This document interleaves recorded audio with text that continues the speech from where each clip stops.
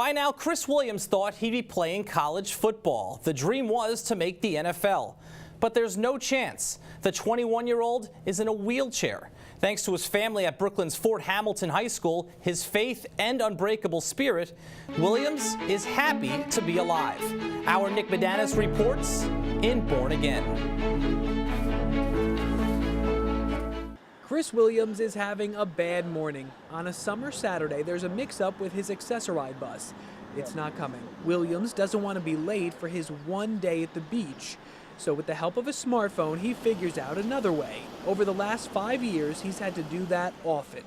But don't dare feel sorry for him. They have different reactions. They're like, oh my gosh, or they're pitying me. I'm like, okay, don't do that. That bothers me, the pity. And it bothers him that his football career lasted just 4 games. Williams wore number 77 for Fort Hamilton High School. He was often the biggest player on the field.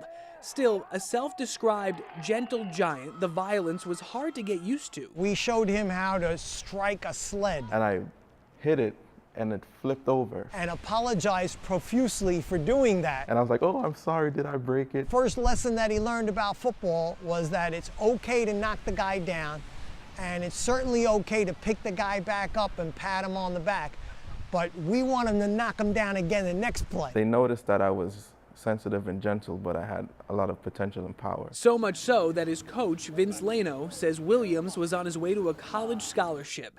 Standing 6'6", about 350 pounds, maybe even Brooklyn's own version of The Blind Side. Under Leno, Fort Hamilton produced about a dozen Division I players. The Philadelphia Eagles even drafted Jaquan Jarrett. Some say Williams could have been next. When you got a guy that big, the next question is, can he move? And Chris is very athletic. So he's able to jump and stuff a basketball and move around quickly. Once he gained a little bit better grasp of how to play the game, he was going to be a big-time recruit. That ended on September 29th, 2007. Williams says he got a call from his 13-year-old sister. Just blocks away, 2 teens were apparently harassing her.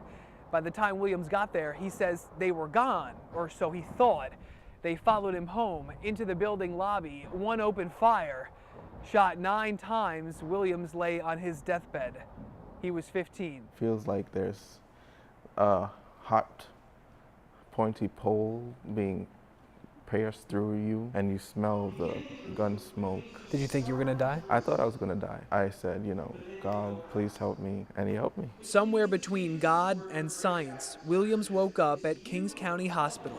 He lost his right leg and can barely move his left. 2 bullets are still lodged near his spine. There's chronic pain. But Williams lived to tell about it, even though teammates by his bedside weren't so sure. When I met the doctor, he was saying how during the surgery, Chris had passed away 3 times and they resuscitated him.